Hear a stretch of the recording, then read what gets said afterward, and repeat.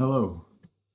And 1 year ago today, on the 5th August 2025, I was lying in a hospital bed receiving CAR T-cell therapy. A bag containing my own genetically modified immune cells was being connected to me. Those cells were being returned to my body with a new purpose: to recognize the cancer, to attack it, and hopefully to save my life. Today, 1 year later, I am in remission. I am home with my family. I am healing. I am getting stronger.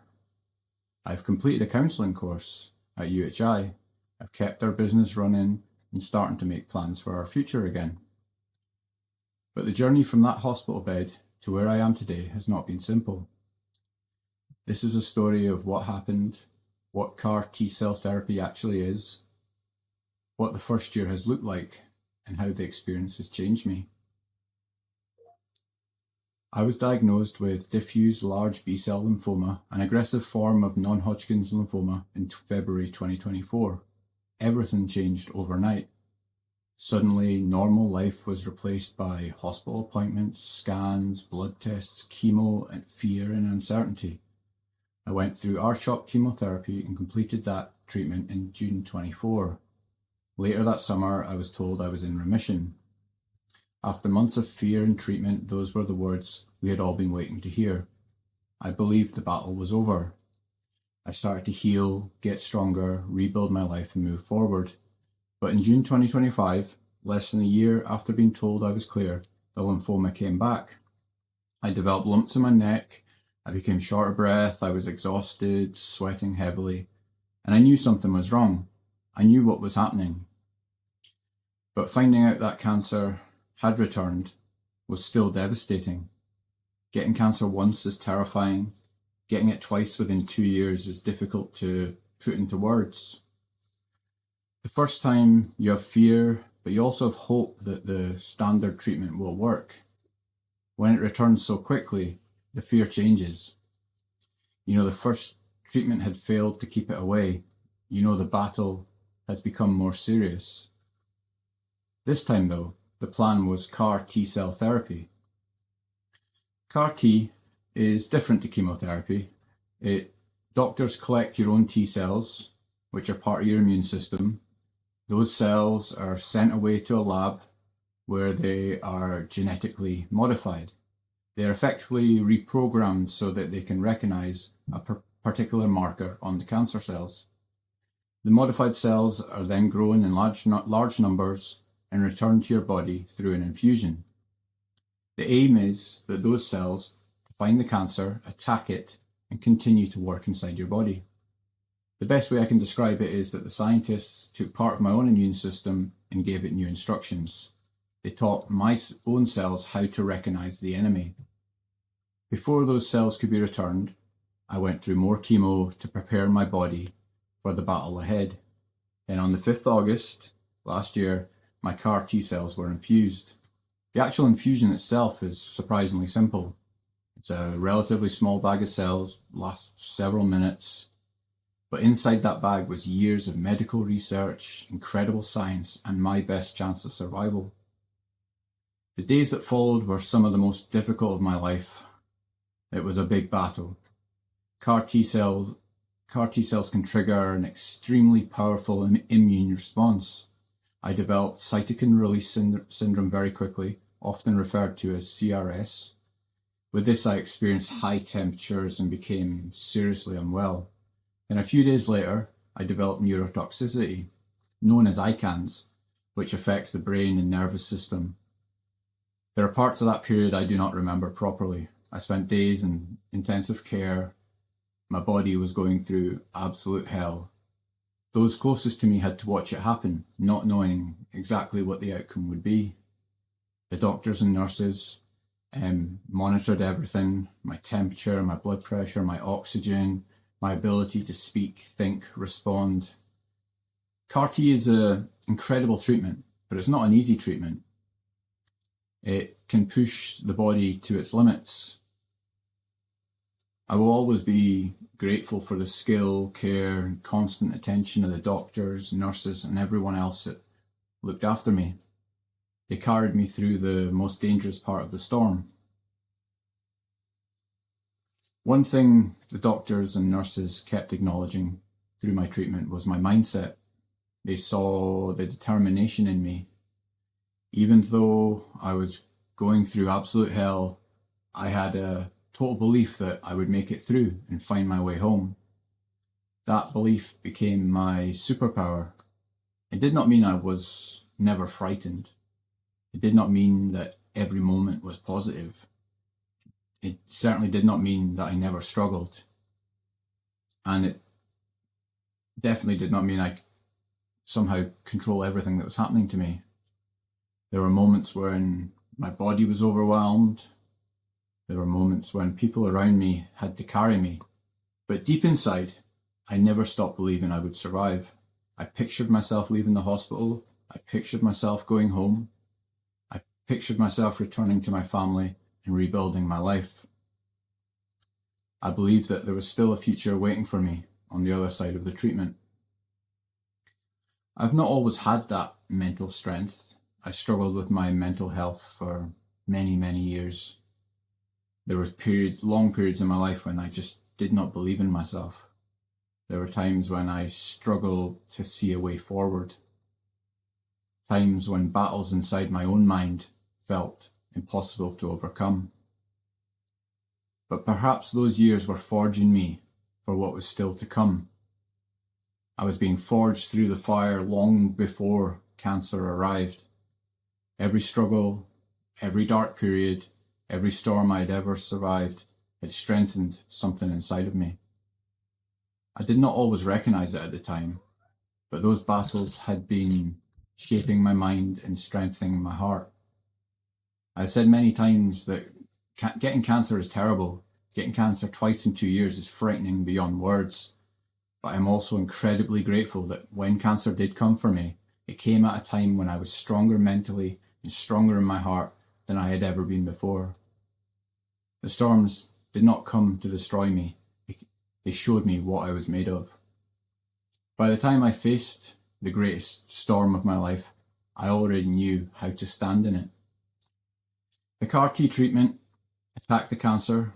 The doctors and nurses carried me through the most dangerous moments. My family surrounded me with love and gave me reasons to keep fighting. But my mindset gave me total belief that this storm would pass. I'd been forged through those fires. I'd survived those storms. And I believed with everything in me that I would survive this one too. People talk about manifestation, and I really do believe there's something in it. I'm not saying positive thinking alone cures cancer. It does not replace medicine, treatment, or the incredible work of doctors, nurses, and scientists. But even if you do not believe in manifestation, you have to acknowledge that belief matters. There's a huge difference between facing something, believing you can get through it, or facing it already convinced you are beaten. Positive belief gave me something to hold on to. It helped me endure the worst days. It helped look beyond the weeks in the hospital room, beyond the pain, beyond the fear. I believed I would make it through. I believed I would return to my family. And I believed there was still more life waiting for me. Maybe some people call it manifestation, others call it faith, resilience, hope, or determination. Whatever name you give it, I believe it has power. Because when your body is fighting for survival, the last thing you need is your mind to surrender. After everything my body has been through, the day came for the first major scan after CAR-T. The results showed that I was clear of cancer. I was in remission again. The treatment had worked. Those genetically modified cells, little warriors, had done what they were created to do. They had recognized the lymphoma and attacked it. They had won the battle. We had won the battle. CAR-T had given me another chance at life. But being told you're in remission does not mean you instantly return to normal. The cancer may be gone, but your body and mind still have a great deal of healing to do. The first few months were difficult in ways people do not always see. My immune system was extremely vulnerable. There was a constant concern about infection. I had to be careful around people, avoiding anyone who was unwell. And I had to spend long periods isolated from normal life. After spending so much time in hospital, all you want is your freedom. You want to see people, you want to do the things you enjoy doing, going places. You want normal life back. But your body's not ready. There is a strange loneliness to recovery. You may be home, but you're still separated from much of the world. The fatigue was enormous. There's ordinary tiredness, and then there's the kind of fatigue where your whole body just feels empty. Small tasks can feel like major achievements. Having a shower, doing a bit of work, concentrating on a conversation, leaving the house. Any of those things can use up everything that you have. Recovery was not a straight line. Some days I felt as I was improving. Other days I felt I had gone backwards. There were infections, worries, hospital checks, and the constant awareness that my immune system was still rebuilding. Even good news can be difficult to trust after cancer has already returned once. You're grateful to be in remission, but part of you always remains alert. Every new pain, swelling, or unusual feeling can create fear. That is another part of the recovery people often do not see. Only weeks after finishing treatment, I started a counselling course at UHI. The course had originally been expected to begin later, but it was brought forward. At a time when I was still struggling to recover physically and mentally, I suddenly had classes, assignments, deadlines, and new responsibilities. There were moments when I wondered whether I'd taken on too much. My concentration wasn't always good. My energy could disappear without warning. Some days simply attending and taking part felt like a major achievement. But the course gave me purpose. It gave me something to focus on that was not cancer. It reminded me that I still have a mind, a future, and something valuable to offer. I met an incredible group of people and had a fantastic tutor. They supported me during that period when I was still finding my feet after treatment. I kept going, even when it was difficult, and I completed the course, and I'm extremely proud of that. It was more than just an academic achievement. It showed me that cancer had not taken away my ability to learn, develop, and move forward. At the same time, we were trying to keep our business running. That was not easy. There were times when I could not contribute physically in the way I once had. There were administrative pressures, financial pressures, and difficult decisions that had to be made.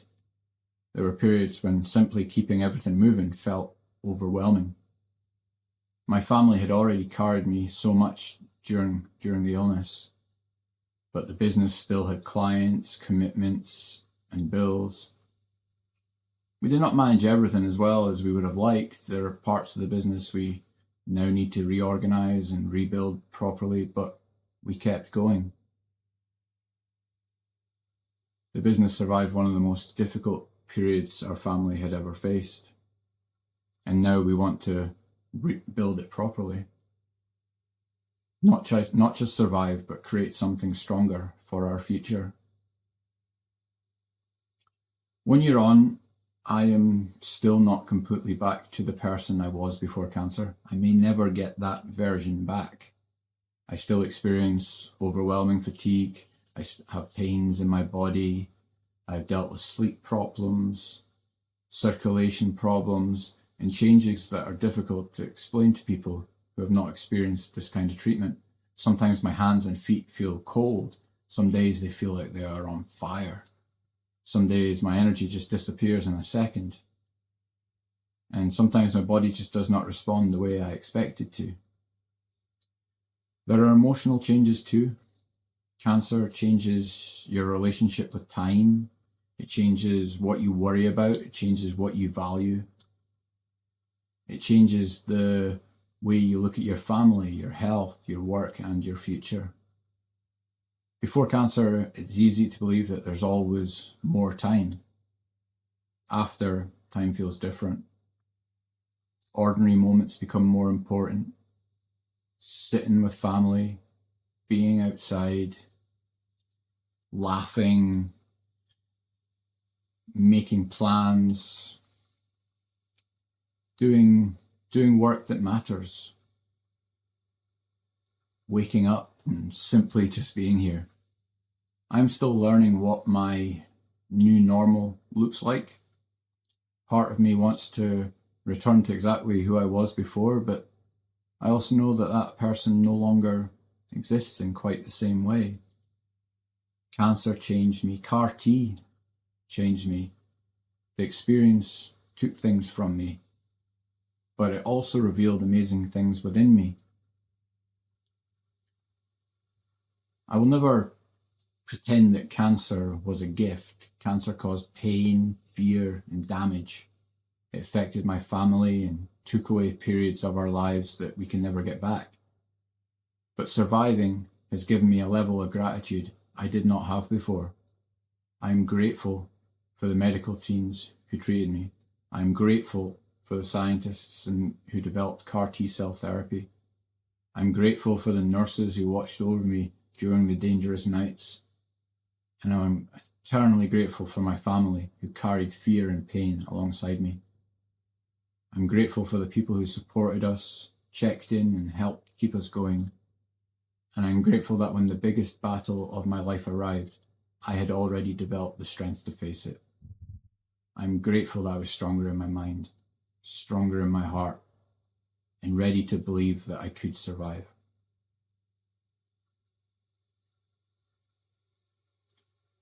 One year ago, when those cells were returned to my body with a new mission,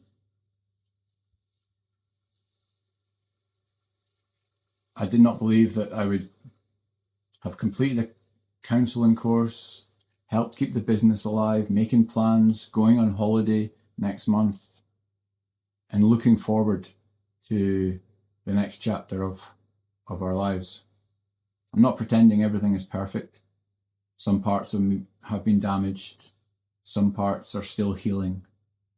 But other parts of me are stronger, more grateful, and more determined than ever.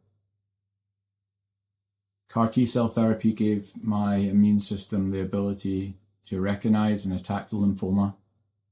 The doctors, nurses, and scientists gave me another chance at life. My family gave me reasons to fight. And my mindset helped me believe every single day that I was going to come through it. This is not the end of my story. It is the beginning of what comes next. Throughout this battle, I also needed to feel that I was doing everything within my own control to support my body. I did not want to feel like I was simply sitting back and waiting for treatment to save me. I wanted to take an active role.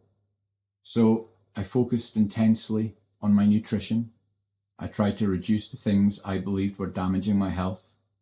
I focused on nutritious whole foods, herbs, teas, mushrooms as part of my well-being routine.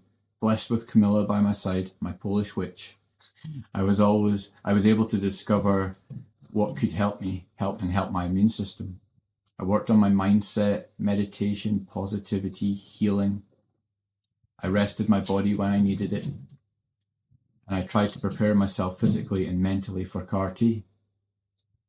I'm not claiming any of those things cured my cancer. CAR T treated my lymphoma, or the lymphoma. But I do believe the choices I made helped me feel stronger, more involved, and more prepared for the fight ahead. In my next video, I will explain the steps I took to build my immune system to fight cancer, what I changed, what I ate, the herbs and the mushrooms I used, how I approached my mindset, how meditation helped me stay grounded, and what I learned about supporting my body through the greatest battle of its life. 1 year on, I'm still here, still healing, still rebuilding, and still grateful. Thank you for following my journey. All I hope is that by sharing it honestly, these videos might help someone else facing a life-changing battle of their own. To anyone preparing for CAR-T, going through it now, or struggling with your recovery, your journey may not look exactly the same as mine.